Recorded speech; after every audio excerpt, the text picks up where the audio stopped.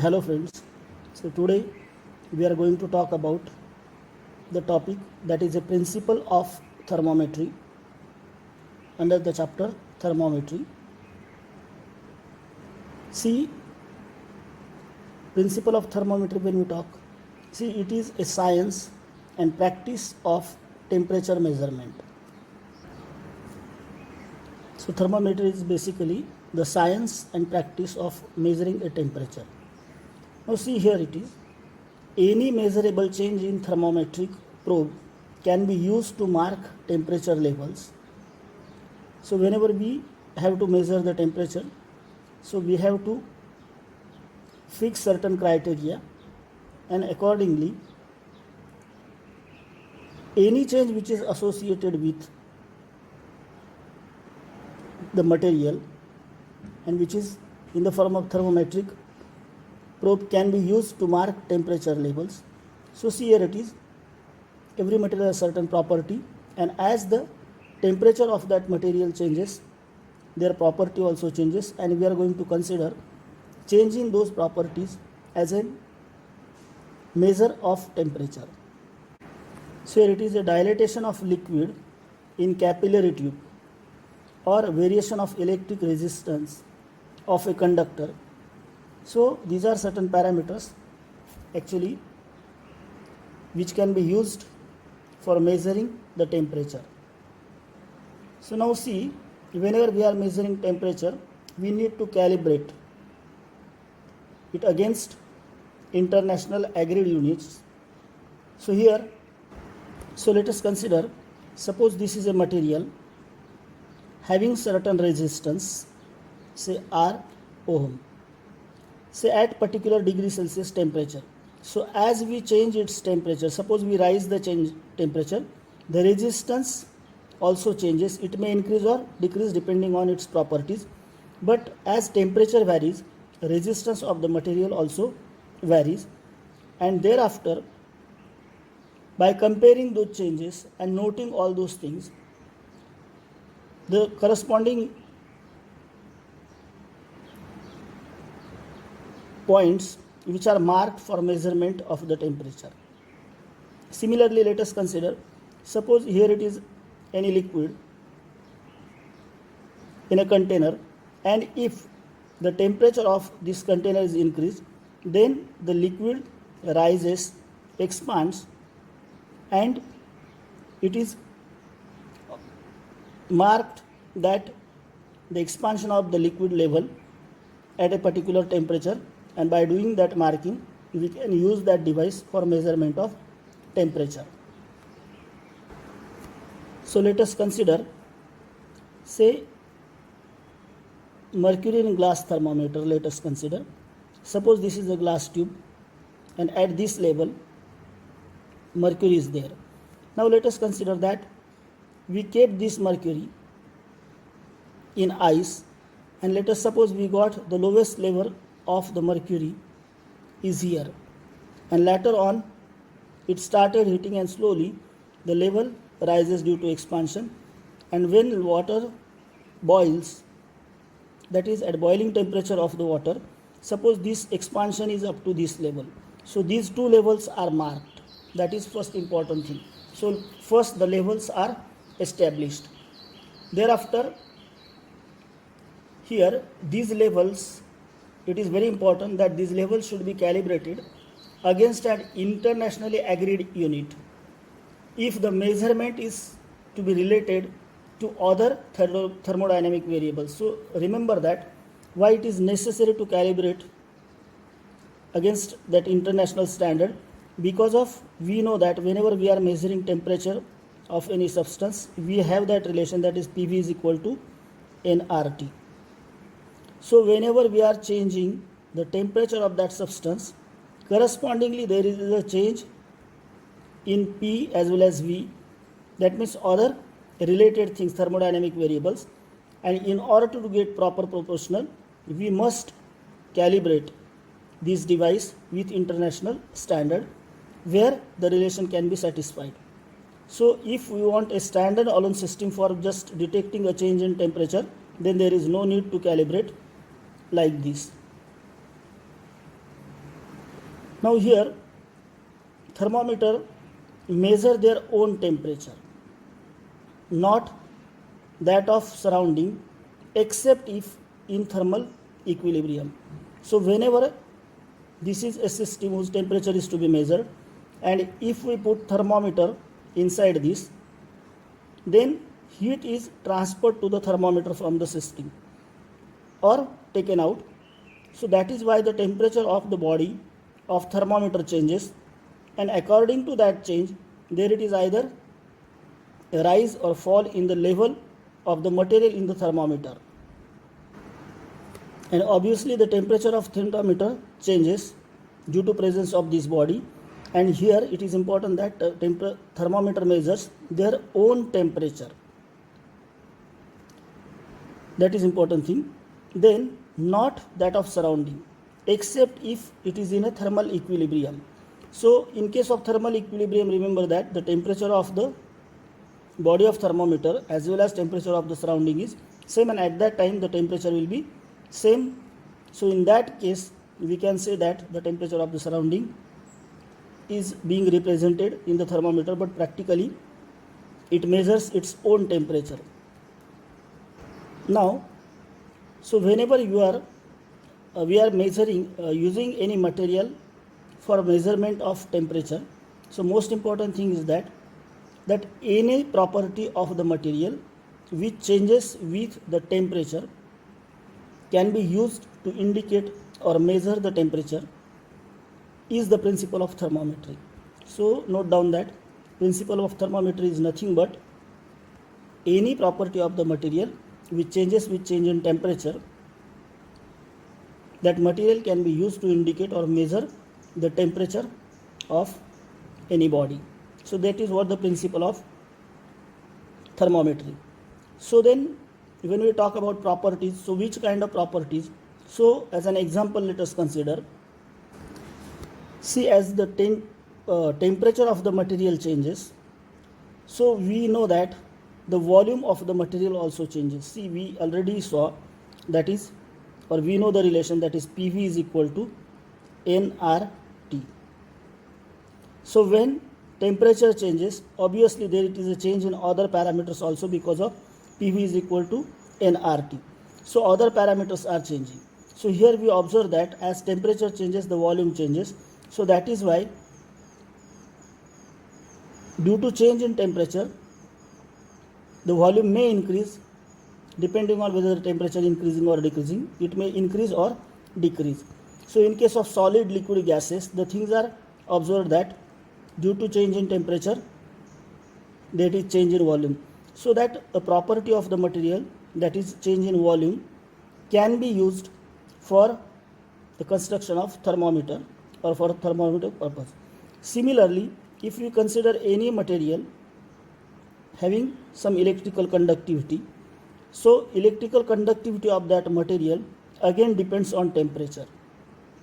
So when the temperature of that material changes, its electric resistance also changes. So obviously when the resistance decreases, current passing through it increases, and vice versa. So that is why the change in electrical resistance due to change in temperature of that body, this characteristic or property of the material also can be used for measurement of temperature. Similarly, when we talk about thermocouple, so thermocouple is another system which can be used for measurement of temperature. So in case of thermocouple, the most important concept is thermo EMF. See here, it is a concept of generation of voltage. That means if there are two junctions of dissimilar material like this,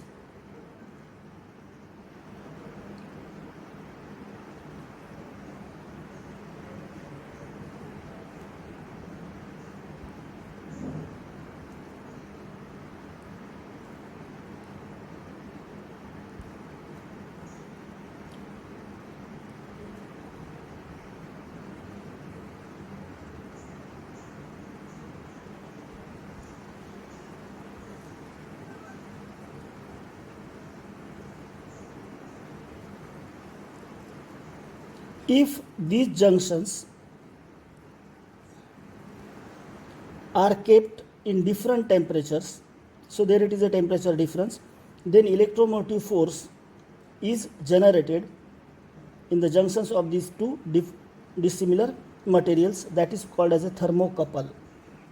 And the property of generation of thermo EMF, see in this, if two junctions of the thermocouple are at different temperatures, then thermo EMF is produced, and this property also can be used for construction of thermometer. Another one is pyrometer.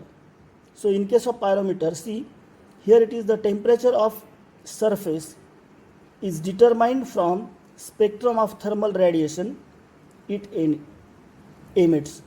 So in case of very high temperature in measurement, so we see that due to thermal energy we get the radiation, and by observing that radiation or their change in corresponding change in temperature, this property can be also used for construction of thermometer. So in short, there are various properties of the material which actually changes due to the change in temperature of the material, and that can be used in construction of thermometer. So now we know that we are talking about selection of thermometer for particular application.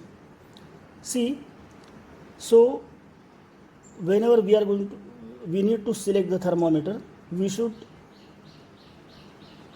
consider certain parameters required for that particular application. So see, first is that the range required, the required temperature range, that is one thing. That whenever we are going to select particular thermometer, so we should know that for what temperature range we are going to use it, and we have to measure that range. So that is one important thing. So whether do we need to measure low temperature or high temperature, that is important thing. Second important thing, that sensitivity, that is the thermometer which we are using for particular application must be enough sensitive.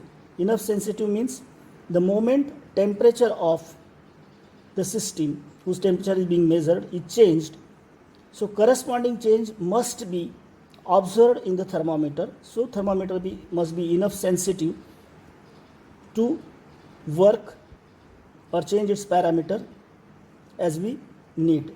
So that is enough sensitivity to detect even a very small change is there. It should show the corresponding change in properties so that we can measure the temperature. Second is response time. So whenever the property of material changes, at that instant only there should be a corresponding change in property of that material which is actually presenting the change in temperature. And so this time should be very small, or at that moment it should show the change. So that is a response time. So low response time is most important for getting accurate and timely result of the temperature measurement. Next thing, that whenever we select the thermometer, that is convenience. That means what is the size of thermometer and whether it is portable or not. So according to need of our application, we should think about the selection of thermometer of proper size and portability. And again, next one is a continuous reading and interfacing to electrically operated devices. So see whether that thermometer, if it is needed in particular application, that all variations are detected and corresponding information is generated, that is a continuous reading, and as well as the corresponding change can they be interfaced to the devices, electrically operated devices or recorders, so that we can, doing interfacing, we can record it automatically, or the device can be controlled with the help of those properties of that material. So these are most important parameters while considering the thermometer, selection of thermometer for particular application. So now let us consider temperature scales and interconversion. See, as far as thermometer is concerned, in 1593, Galileo constructed the first thermometer. That is, the first thermometer is constructed in 1593. So later, Newton suggested necessity of fixed points. So what that fixed point, that is a lower point and upper point, in order to select the particular range, and all those things of fixed point is later suggested by Newton. So now whenever we talk about the construction of thermometer, so there it is a lower point normally. Here it is, suppose in mercury thermometer, the lower point of lower fixed point is taken as a melting point of ice. That means the point when ice starts to melt, or say melting point of that particular ice, that is considered as a lower point. And upper point is temperature of a steam at 76 centimeter of Hg pressure. So that was initially taken. So here let us consider the thermometer. This is a system. Initially its temperature was kept to melting point of ice. So it was dipped in a melting point of ice, and whatever the level of liquid inside that was marked, and that was considered as a lower point. Later on the temperature is increased, it is heated, and finally when due to change in temperature the liquid started rise in capillary, and whenever temperature reached, that means whenever ice turned into steam and the pressure maintained was 76 centimeter of Hg, so at that time whatever the level was, that is marked as a upper point. So here we got lower point, here we got upper point, and later on equal divisions are made between these lower point and upper point to fix the scale, and that is a basic idea of temperature scale.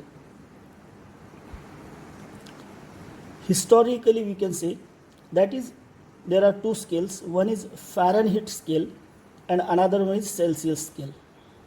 So when we talk about Celsius scale, see, in this case the thermometer was designed by the system which we saw just now, and the lower and upper fixed points were divided into 100 equal parts, and each part was termed as 1 degree Celsius. So as we saw here, see, this is lower point and upper point, and between equal 100 parts were made, and each one part was treated as a 1 degree Celsius. So that is why from lower point to upper point, that was indicating 0 to 100 degrees Celsius. Now when Fahrenheit scale, in case of Fahrenheit scale, the things are little bit different. That is the lower temperature, that is 0 as a temperature of freezing mixture. So here 0 was treated as a freezing mixture, that is important thing. And initially while designing this scale, and 98.4, initially it was 100 degree, but later on it is turned into 98.4, that is human body temperature was considered as upper. But now here in Fahrenheit scale, the lower point is considered as a melting point of ice marked at 32 degree. So in this case, remember that in case of Celsius scale, that is melting point of ice was marked as 0 degree Celsius, but here that point is marked as 32 degree Fahrenheit. That is what the case. And what about upper point? So upper fixed point is again a boiling point of water, but that point was marked as 212 degrees, both at atmospheric pressure. So at atmospheric pressure, see, in earlier case we saw the lower point was considered, which was actually a melting point of ice, that was treated as a 0, and later on it was upper point was treated as 100 in degrees Celsius. But here you see that the same is marked as 32, and here it is 212 degree. So the interval which we get here is 32 to 212, and for Celsius scale we get that interval 0 to 100, and the interval 32 to 212 is divided into equal 180 parts. Say here it is, we saw this interval was divided into 100 equal parts, but here in this case this interval from this to this, it was divided into equal 180 parts. So that is difference between basically Celsius scale and Fahrenheit scale. So note that Celsius scale has 100 equal parts, whereas Fahrenheit scale has 180 equal parts. So we can say that Fahrenheit represents only, see here it is, actually we know that in Celsius, as far as we compare Celsius with Fahrenheit, what we see is that in Celsius there were 100 parts, but for the same in Fahrenheit there are 180 parts, so that is 5 by 9. So therefore Fahrenheit represents only 5 by 9 as great temperature change as 1 degree Celsius. So when we talk about 1 degree Celsius, corresponding change is 5 by 9 times. So now let us consider that how can we convert Fahrenheit scale into Celsius scale and Celsius scale into Fahrenheit scale. See, conversion of temperature from centigrade to Fahrenheit scale. So here we already saw that is lower fixed point. In both cases that is a melting point of ice. So for degree Celsius or centigrade, it is considered as a 0.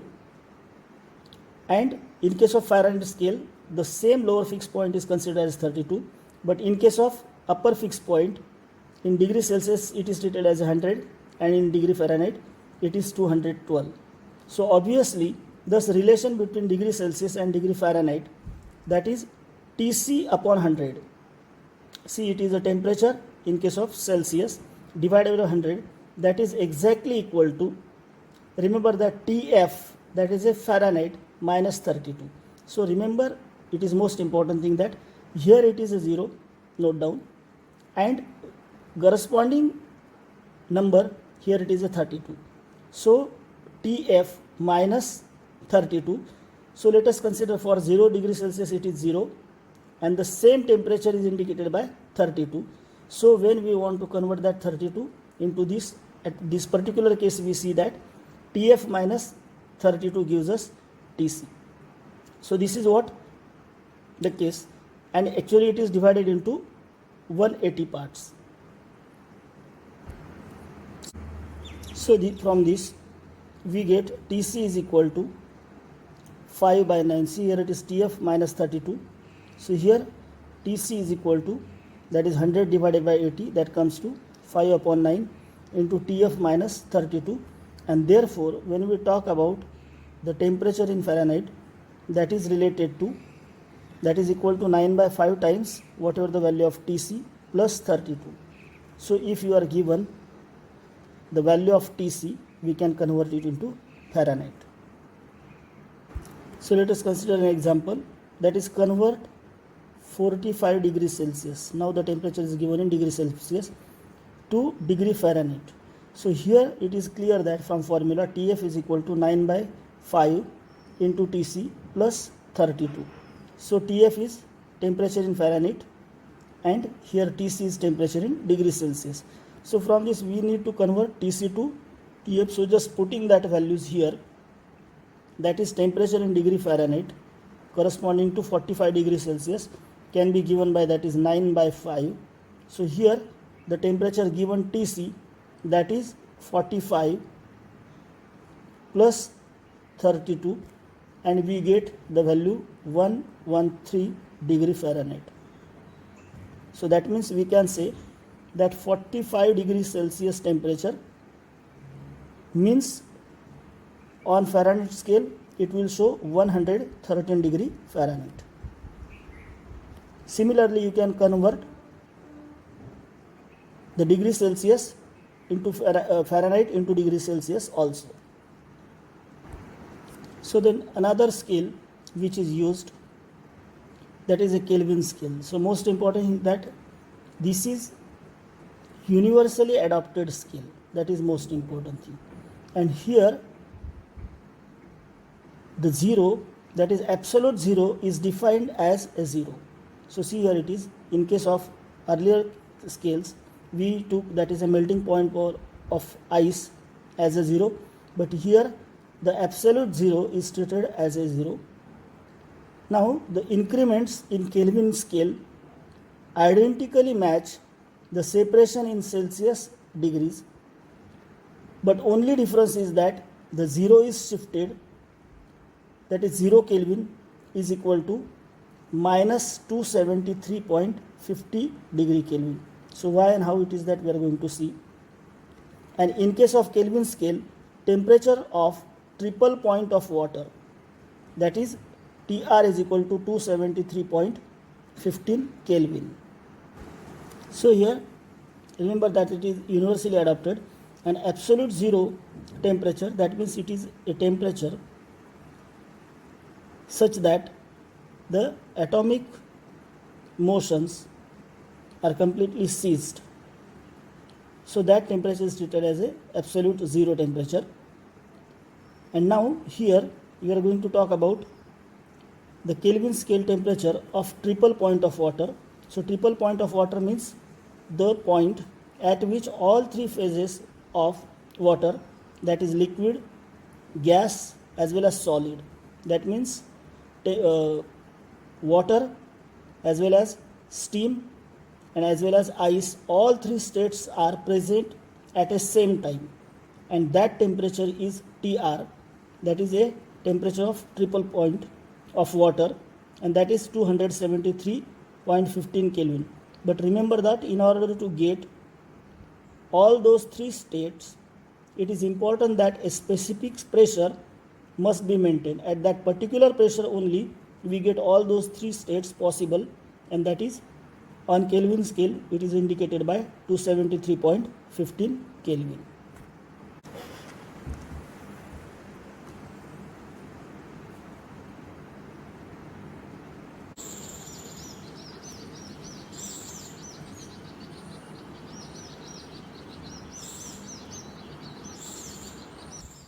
In case of Reaumur scale, the ice point is 0 and upper fixed point is treated as a ATR.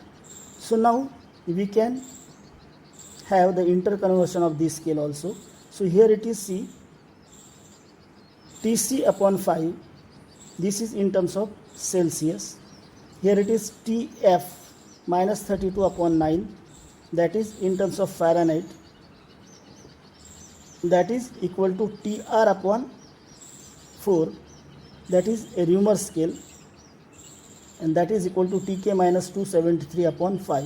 So this way we can use the relations to interconvert or conversion of the temperature from one scale to another scale. So here, so from this, see here it is Tc is equal to, when we talk about our regular scale, that is a Celsius, and we need to convert in terms of TR. So from this relation, Tc is equal to 5 upon 4 times TR. That is one important thing. So how to convert Celsius into R. Similarly, if you want to convert Fahrenheit into say R into Fahrenheit, here it is R into Tc. So Tf is equal to 9 by 4 into TR plus 32. So using this relation we can solve the problems regarding to interconversion of scales.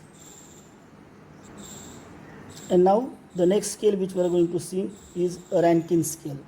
So again see, it is absolute of thermodynamic temperature, and it is used in engineering physics. Largely it is used in engineering physics, where